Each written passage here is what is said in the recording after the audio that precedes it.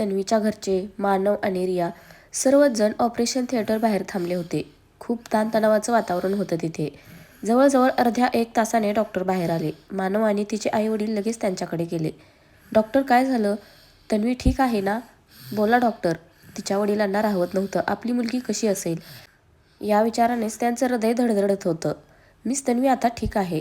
त्यांच्या हातातून ब्लड खूप गेल्यामुळे त्यांना ब्लडची गरज होती. म्हणून त्यांचे ब्लड ग्रुप चेक करून आम्ही त्यांना ब्लड चढवलं आहे. बरं झालं तुम्ही त्यांना लवकर घेऊन आला. अजून थोडा उशीर झाला असता तर कदाचित त्यांना वाचवणं शक्य झालं नसतं. पण आता त्या ठीक आहे. फक्त बेशुद्ध आहे. काळजी करू नका. She is out of danger now." डॉक्टरचं बोलणं ऐकून सगळ्यांचा जीव भांड्यात पडला. मानवने चेहऱ्यावर हात फिरवून मनोमन देवाचे आभार मानले. तिच्या आईचा चेहरा आनंदाने खुलला. "डॉक्टर, आम्ही तिला कधी भेटू शकतो?" तन्वीच्या आईने पदराने डोळे पुसत डॉक्टरला विचारले. "हो हो, का नाही. फक्त त्यांना शुद्धीवर येऊ द्या. आणि हो, त्यांना कसल्याही प्रकारचा त्रास होता कामा नये." डॉक्टर. एवढे ऐकून तिची आई आणि वडील तिला ठेवलेल्या वॉर्डमध्ये जातात. मानवने डॉक्टरला तिच्यासाठी स्पेशल रूम तयार करायला सांगितले. इकडे रिया मानवसोबत थांबली होती. तेवढ्यात डॉक्टर मानवला आवाज देतात.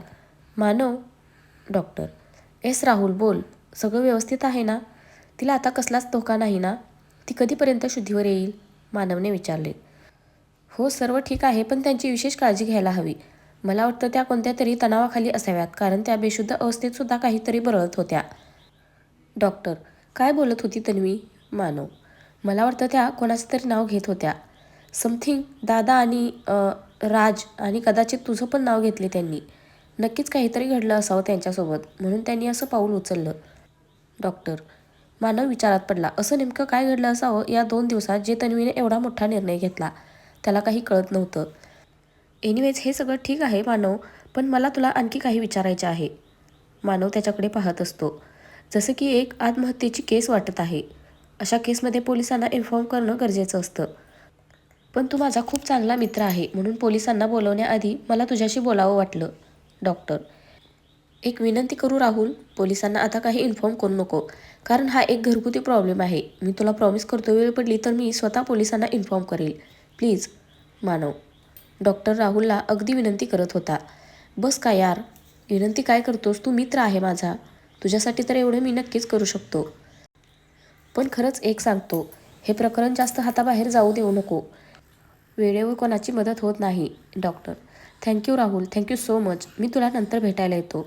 एवढं बोलून मानव आणि रिया तन्वीच्या रूमच्या दिशेने जातात. मानव बाहेरूनच तन्वीला पाहत असतो. त्याचं पाऊलच सरसावत नाही पुढे तिला भेटायला जाण्यासाठी. त्याच्या मनात विचारांचं वादळ उठलं होतं.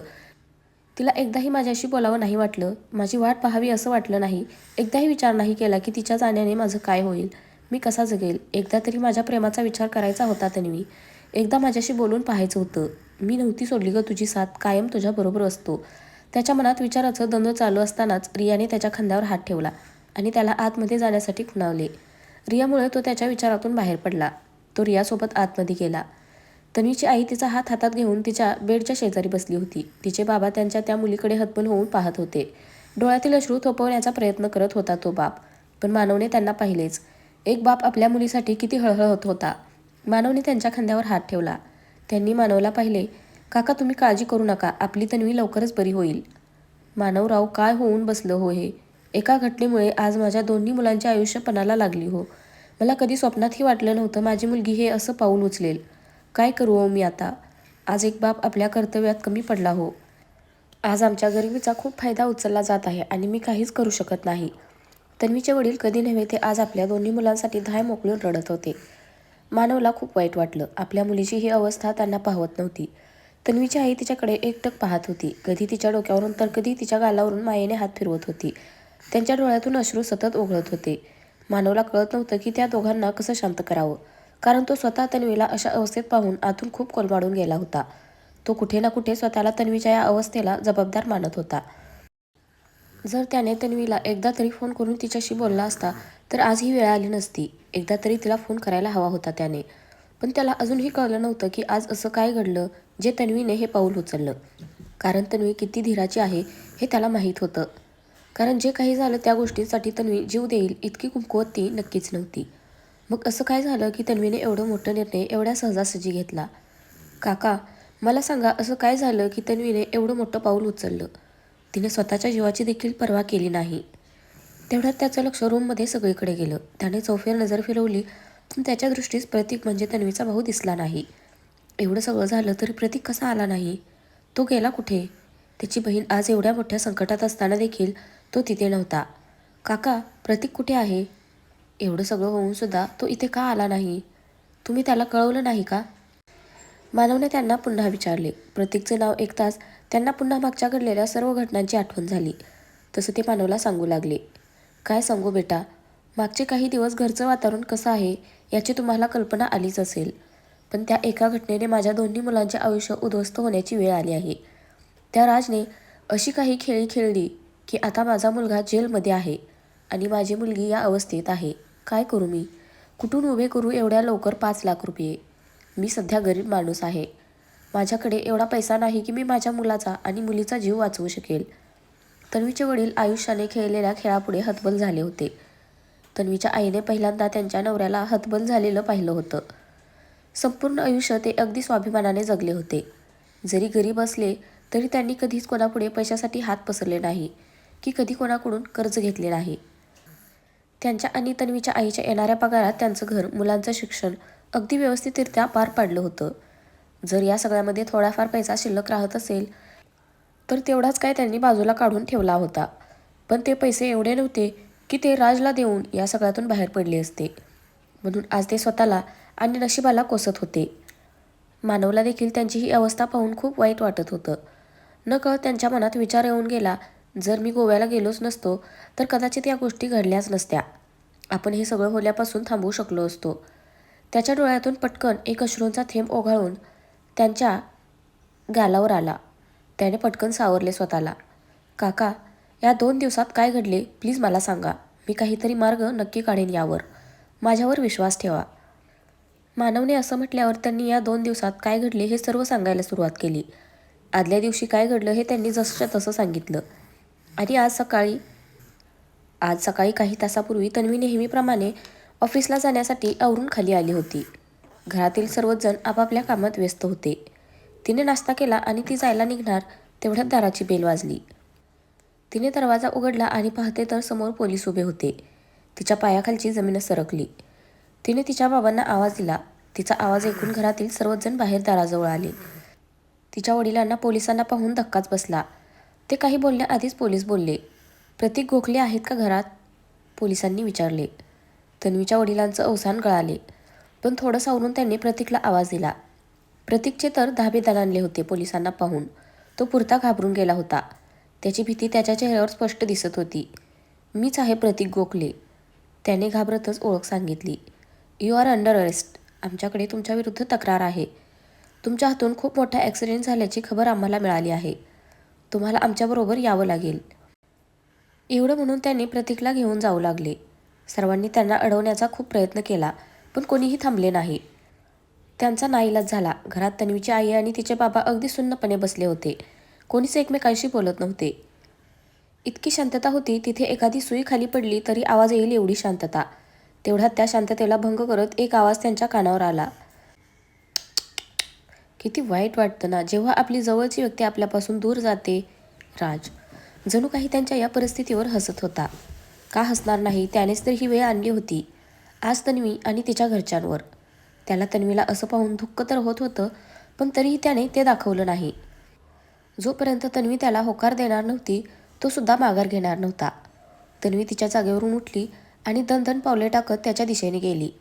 राज तिच्याकडेच पाहत होता पण त्याला काही कळायच्या आतच त्याच्या कानाखाली सटकन चपराक बसली.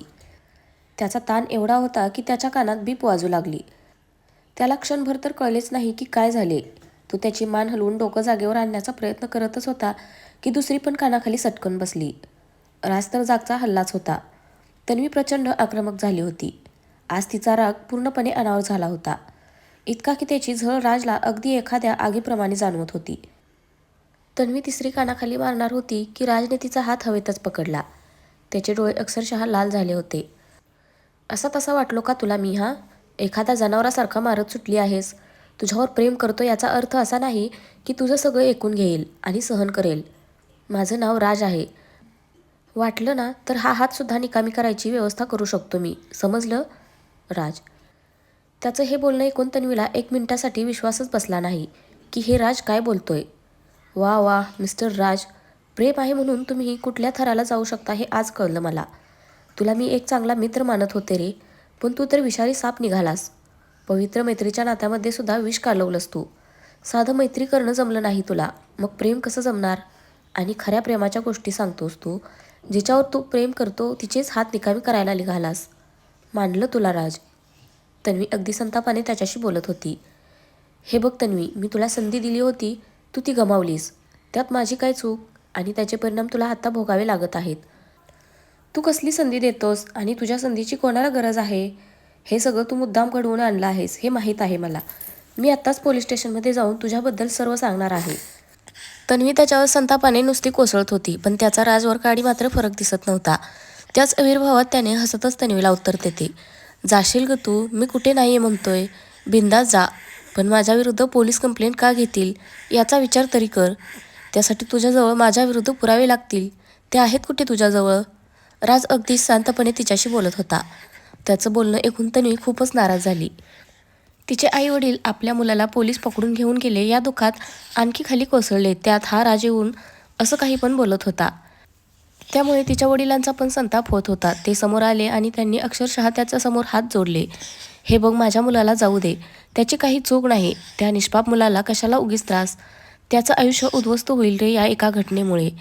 मी कुठे नाही म्हणतोय काका. फक्त एक माझी अट आहे, ती तुम्हाला माहीतच आहे. तिने जर लग्नाला होकार दिला तर मी आता या क्षणी प्रतीकला घरी घेऊन येतो. निर्णय तिचा आहे.